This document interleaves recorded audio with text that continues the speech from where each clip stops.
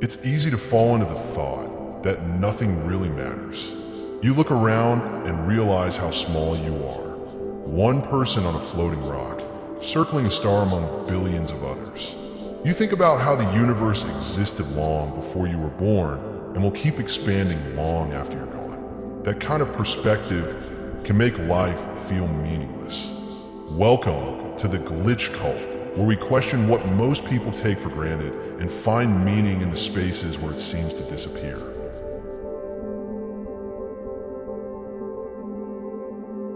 Maybe it feels like nothing matters because everything is temporary. Time in its quiet way reminds you of that. Faces age in old photos. Moments that once felt endless blur into memory. Every joy fades. Every achievement is eventually replaced. Even the things that seem permanent, love, success, identity, are just chapters in a book that will close someday. Philosophers call this the absurd, the clash between our desire for lasting meaning and a world that offers none. It's not that life has no value, but that our time is too short to hold onto anything forever. And when you truly grasp that, it's easy to mistake fragility for meaninglessness. The thought that nothing matters can actually be free. If the universe doesn't assign meaning, that means you get to. There's no script you have to follow, no cosmic checklist you need to complete. Meaning becomes something you create through what you choose to care about. When you realize this, even the smallest moments, helping a stranger, learning something new, watching the rain hit your window, start to feel different. They matter because you decide they do. When people say nothing matters, they often mean it in a hopeless way. But what if it's the opposite? What if that emptiness is the blank canvas you've been given? You're not trapped in a universe that ignores you. You're free in a universe that doesn't tell you what to be. That's the difference between despair and discovery. Think of it like this. If everything in life had a fixed purpose, you'd just be an actor reading someone else's script. You wouldn't have freedom, only instruction. But because the universe is indifferent, you're the one who gets to shape what your time means. Whether it's art, kindness, progress, or curiosity, the things you build meaning around become your universe's gravity. So when you look at your life and think, none of this matters, pause and reframe it. Maybe it doesn't matter to the stars, but it can matter deeply to you. And in a universe this vast, that's enough. Because every bit of meaning that exists, every story, song, idea, or act of love exists only because someone small decided to give it importance.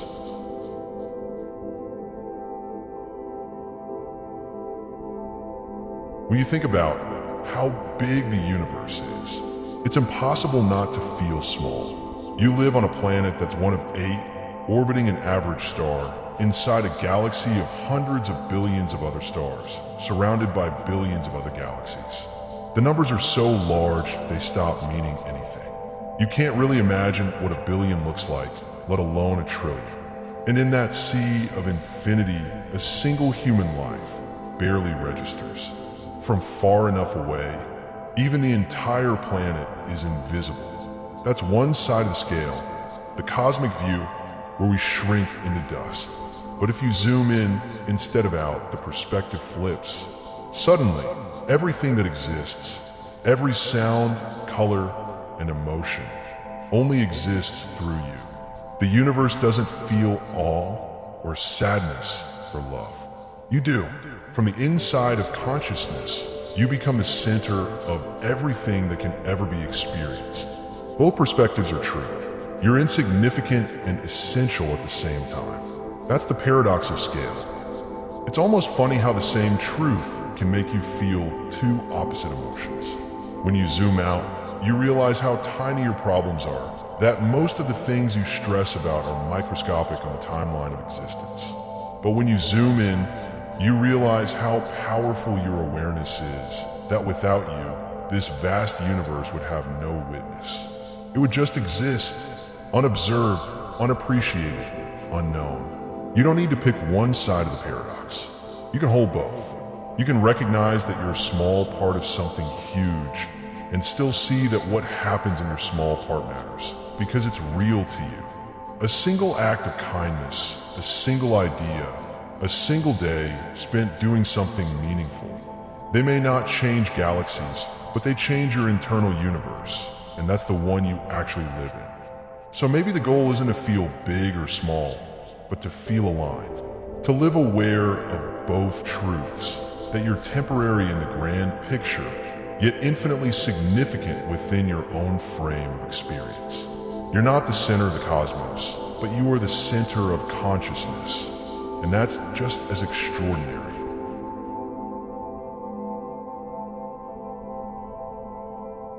There's something strange about the way we treat permanence. We crave it, as if the longer something lasts, the more it's worth. We build monuments, chase legacies, and promise forever to the people we love. But nothing actually lasts forever. Not you, not me, not even the stars. Everything eventually breaks down, fades, or transforms into something else. At first, that feels depressing. But if you look closer, fragility might be the very thing that gives life its value. Think about a sunset. It's breathtaking precisely because it ends. If the sky stayed painted in those colors all day, we'd stop noticing. It's the same with people, moments, and experiences. The awareness that they can disappear makes you pay attention. It makes you present.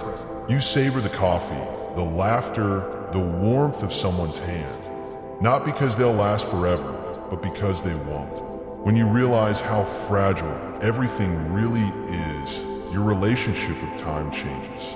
You stop treating life like a rehearsal. You start noticing that this, right now, is part of the main act.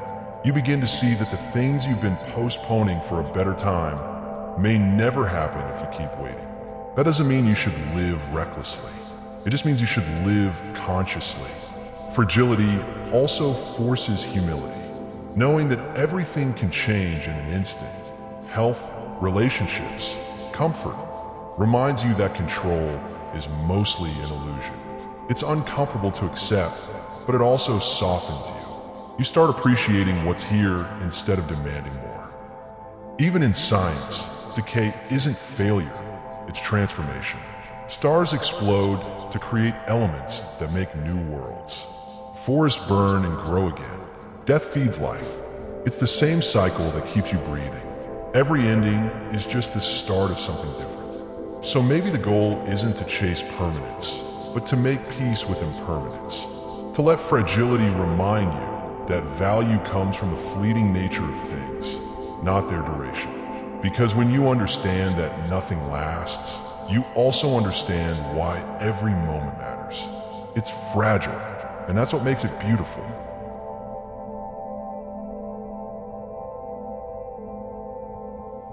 Time is one of those things everyone understands and no one really does.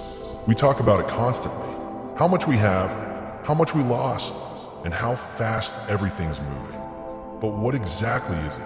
We measure it with clocks and calendars, but those are just tools. They don't explain what time is. The truth is, time is something humans invented to make sense of change. It's not a force we can touch or see.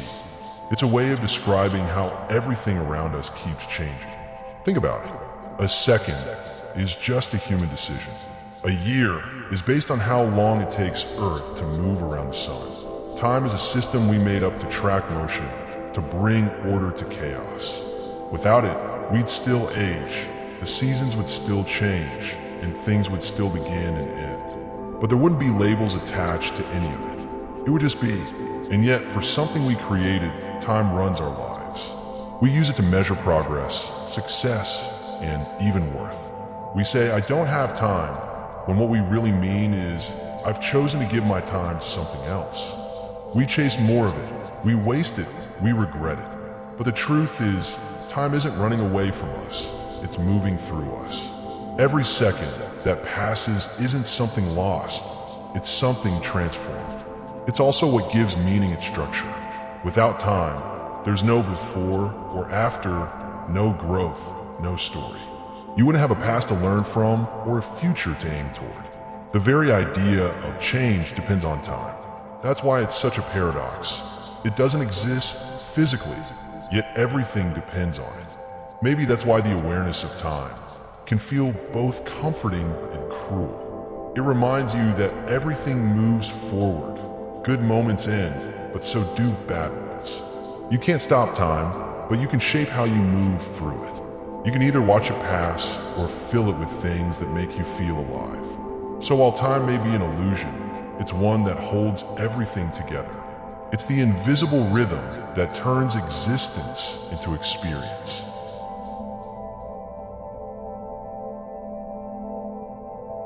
Every once in a while, it's worth remembering how strange it is to be aware at all. Out of all the things that exist, rocks, rivers, clouds, stars, you're one of the few that can actually notice existence.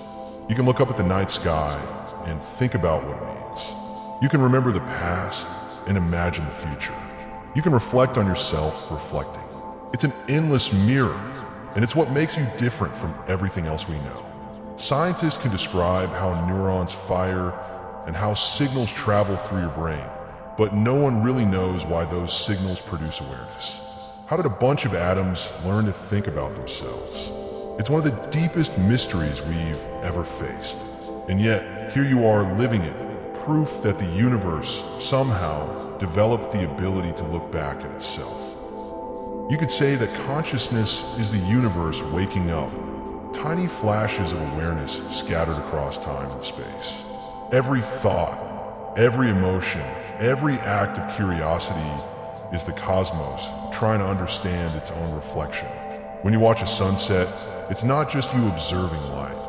It's the universe witnessing itself through you. That's the poetic side of science. The realization that you and the universe aren't separate. You're made of the same material, arranged in a way that can wonder why it exists. But this awareness also carries a weight. Being conscious means being able to see how fragile everything is. You understand loss, uncertainty, and time slipping away. Awareness gives life its beauty, but it also gives it pain. You feel joy because you know it can fade. You care because you know things can end. Consciousness is both gift and burden. The light that lets you see, and the shadow that reminds you what you can lose. Still, that's what makes it precious. You are a temporary pattern of matter with the ability to love, imagine, and question. In a universe mostly filled with silence and void, that's rare. Maybe the purpose of consciousness isn't to control the universe, but simply to witness it, to be awake while it happens. And that by itself is extraordinary.